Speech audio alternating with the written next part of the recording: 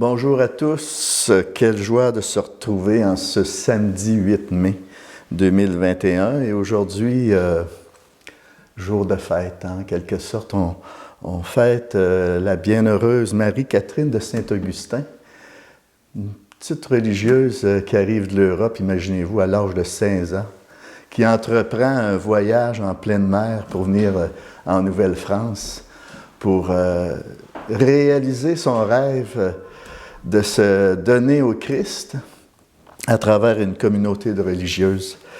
Et c'est ça, elle est venue au monde en 1632 et est décédée en 1668. Elle est décédée à l'âge de 36 ans.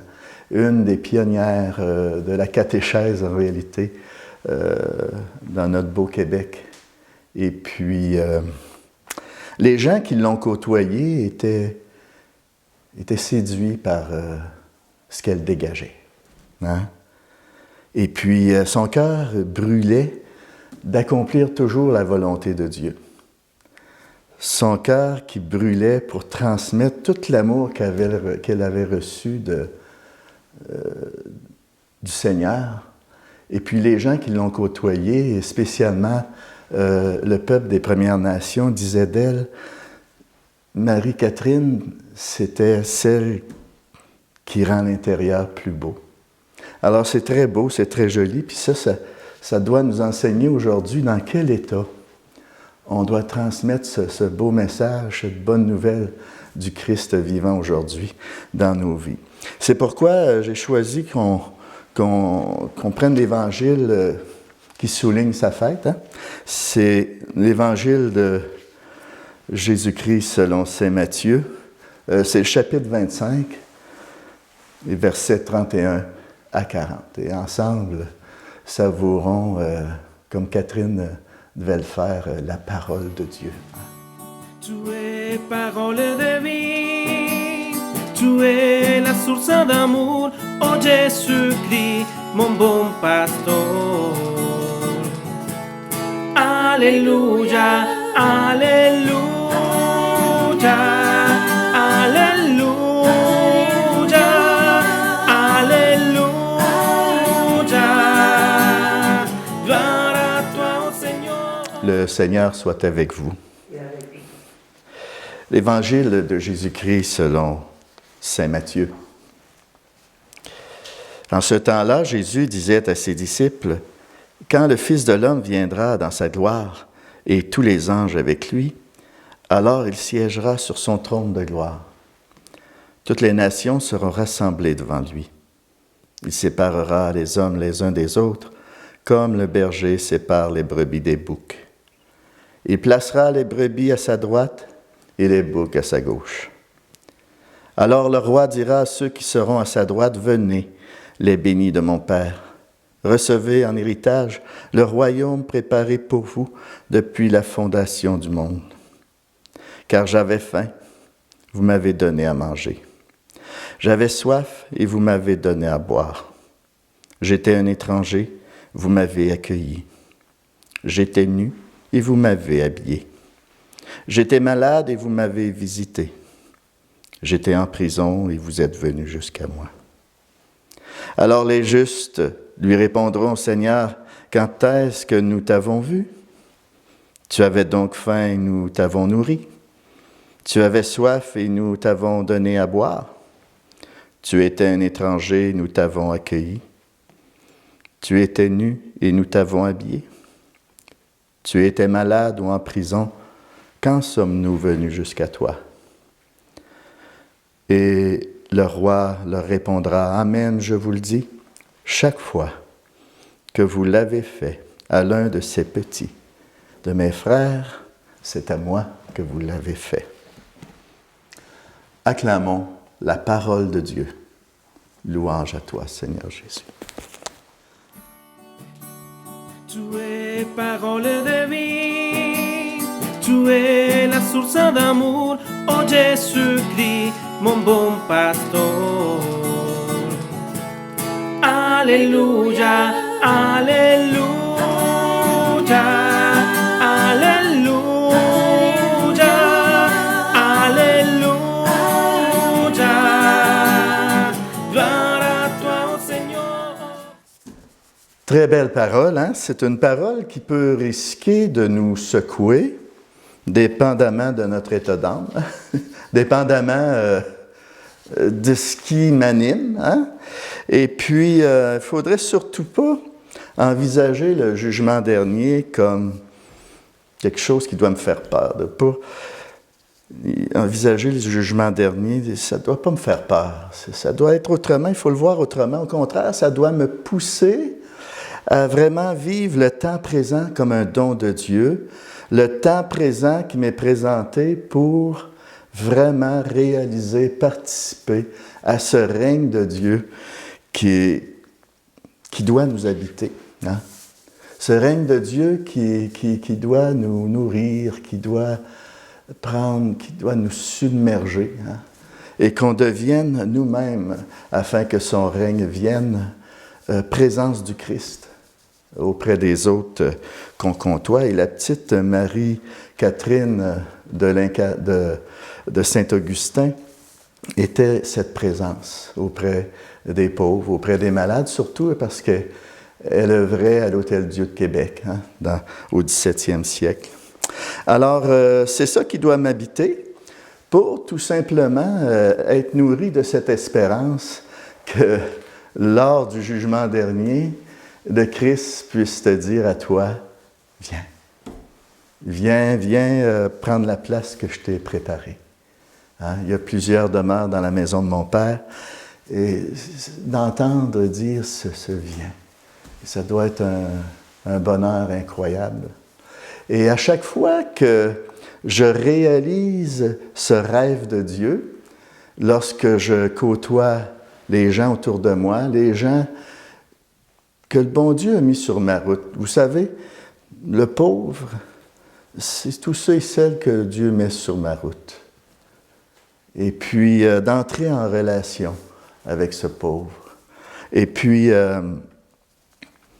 pour que je puisse entendre, puis je dois le servir comme un roi, le servir comme une reine, afin qu'un jour je puisse entendre ce roi de gloire, hein, le Christ dans toute sa gloire, dire « Amen, je te le dis à toi, chaque fois que tu l'as fait à l'un de ces petits qui sont mes frères, qui sont mes sœurs, c'est à moi que tu l'as fait. » C'est très beau, puis c'est pas compliqué parce que faut faire ça simple, hein? Faut pas se compliquer la vie, faut tout simplement aller continuer dans cet élan d'amour dont moi-même j'ai bénéficié. Cet amour de Dieu qui est venu me remplir un jour. Et puis, c'est pas par nos mérites qu'on accueille l'amour de Dieu, qu'on a accueilli la foi. Parce que la foi, c'est un don de Dieu. Puis son amour aussi. Alors, quand je me mets en prière, je dois désirer ardemment cet amour pour que je puisse le transmettre. C'est gratuit. Je l'ai reçu gratuitement. Je dois le donner gratuitement. C'en est de même pour la foi. Alors, c'est donc normal que je réponde au don de son amour par une vie bonne, une vie bienheureuse. Que je dois entrer dans cette vie animée par la foi et l'amour dont il m'a comblé. C'est pas facultatif. C'est un devoir. C'est cette poussée intérieure que je dois avoir pour correspondre à ça. Hein? C'est ça l'œuvre du missionnaire. Puis l'amour que j'ai reçu de Dieu, c'est pas n'importe quel amour qu'on peut voir dans nos romans, à la télévision ou quoi que ce soit. C'est un amour agapé. C'est un amour qui est la vie de Dieu en toi. C'est toute sa vie qui coule en toi depuis ton baptême. Peut-être tu ne l'as pas développé complètement encore, mais réalise cet amour qui t'habite. Parce qu'à ton baptême, tu as revêtu le Christ. Et cet amour agapé qui t'habite, c'est la vie de Dieu en toi. Cette vie que tu es appelé à vivre pleinement. Il faut se le rappeler, c'est un amour créateur. C'est un amour qui se donne. Un amour qui relève, qui va relever mon frère, qui va relever ma sœur. C'est un amour qui va réchauffer leur cœur. C'est comme ça qu'on va bâtir un monde nouveau, qu'on va vivre cette terre nouvelle. Alors, c'est tout le sens de la vie chrétienne, hein? Qu'on doit mener, porter au monde. Hein? Lorsque je sors du banquet eucharistique, nourri de son pain, hein? Nourri de lui-même, il s'est donné à manger. Nourri de son amour, alors je dois aller porter cet amour-là dans mon milieu, auprès des plus humbles, des plus démunis. Je dois avoir une attention particulière aux plus petits, hein, qui sont mes frères, nous dit Jésus. Puis lorsque le prêtre ou le diacre vous envoie aller dans la paix du Christ, c'est à vous à aller porter cet amour-là. Puis c'est ça le véritable missionnaire, c'est un envoi en mission. Le véritable missionnaire qui ne cesse jamais d'être disciple, qui a fait l'expérience de l'amour de Dieu, il sait que Jésus marche avec lui, avec elle. Hein? Il sait, Dieu lui parle. Alors c'est ça, ça se développe, ça. Ça se développe. Ce n'est pas une voix qui va passer à travers du plafond, qui va se faire entendre comme vous entendez la mienne. C'est une voix intérieure, c'est une poussée intérieure qui fait que tu vas vers l'autre. Pour pas que tu sois prise dans ce repliement intérieur, dans ce repliement sur soi, mais plutôt de s'ouvrir à l'autre. De savoir que le Christ respire en toi. Il travaille avec toi. Lorsque tu es envoyé, tu n'es pas seul. Il est en communion avec toi pour réaliser cette belle mission de le faire connaître. C'est sûr que pour en arriver, il faut que je diminue pour que lui grandisse. Hein, ça se développe, ça se travaille, c'est quelque chose de très beau, puis c'est la source de notre bonheur. Ça donne un sens à notre vie. Alors, unis à Jésus, cherchons ce qu'il cherche, voulez-vous. Aimons ce qu'il aime. Alors, ça exige que j'entre dans sa mentalité, dans sa façon de penser. Voyez-vous? Puis, pour en arriver là, il faut que je m'arrête dans des temps de prière. Il faut que je m'arrête aussi à méditer sa parole, qui est une nourriture véritable pour moi. Alors, c'est ça. Alors, à ce moment-là, le jugement dernier, ça va être un désir profond d'en vivre et d'entendre la voix du bon berger qui va nous dire « Viens, venez, viens ». Je veux terminer avec le passage du pape François hein, que j'ai pris dans la joie de l'Évangile, et je vous invite à vraiment méditer, d'en faire un livre de chevet de cette joie de l'Évangile, parce qu'on est dans une terre de mission. Et pour entrer en relation avec nos frères et nos sœurs, on se doit de se faire pauvre nous-mêmes, sans arrière-pensée. On se présente à eux sans arrière-pensée. Ce n'est pas pour nous valoriser, mais il faut que je m'abaisse, dans le sens, hein, c'est toute l'Église qui doit s'abaisser aujourd'hui pour relever le peuple qui souffre, un peuple qui est confus, un peuple qui a besoin d'être animé de l'intérieur par l'Esprit Saint, et je deviens instrument de ce porte-parole du Christ ressuscité. Et le Saint-Père nous invite vraiment à vivre cette vraie compassion avec les mêmes sentiments qui habitent le Christ, qui sont en Jésus-Christ, hein, avec ces mêmes sentiments que Jésus. Il est nécessaire que nous laissions, il faut se laisser évangéliser par eux. C'est ça que le pape François nous a dit. Se laisser évangéliser par eux et les mettre au centre du cheminement de l'Église. Hein? Et puis, parce qu'ils ont beaucoup à nous enseigner. L'Esprit Saint parle à travers eux. L'Esprit Saint souffre à travers leur souffrance, souffre à travers ce qu'ils vont demander à l'Église, souffrent à travers ce qu'ils vivent, là, tout ce qu'ils portent en eux. Alors, on est appelé à découvrir le Christ qui les habite, même si ils n'en sont pas conscients. Hein?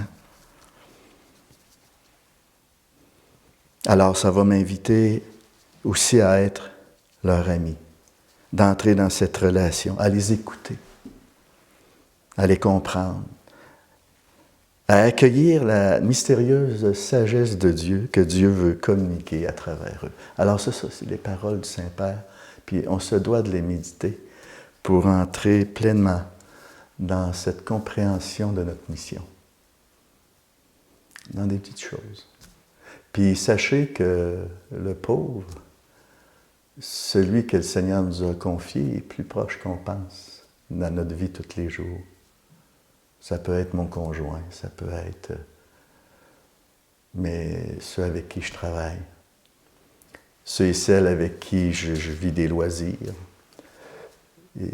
Mais il faut être en sortie aussi. Il faut aller vers. Alors, demandons à l'Esprit Saint qui nous éclaire là-dessus. Et entrons dans toute cette dynamique que notre évêque et toute l'équipe de pastoral nous invite à vivre, d'être une Église en sortie, de faire les choses autrement. Et si d'un même cœur, on se laisse submerger, qu'on se laisse imprégner par la vision que notre évêque a pour la pastorale, il y a des fruits qui vont jaillir.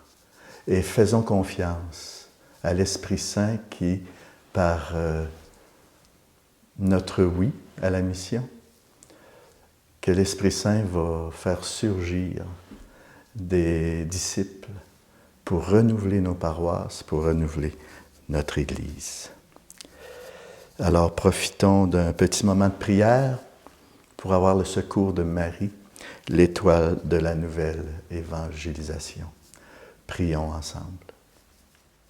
Toi, Vierge Marie, étoile de la nouvelle évangélisation, aide-nous à rayonner par le témoignage de la communion, du service, de la foi ardente et généreuse, de la justice et de l'amour des pauvres, pour que la joie de l'Évangile parvienne jusqu'aux confins de la terre et qu'aucune périphérie ne soit privée de sa lumière. Mère de l'Évangile vivant, source de joie pour les petits, prie pour nous. Amen. Alléluia.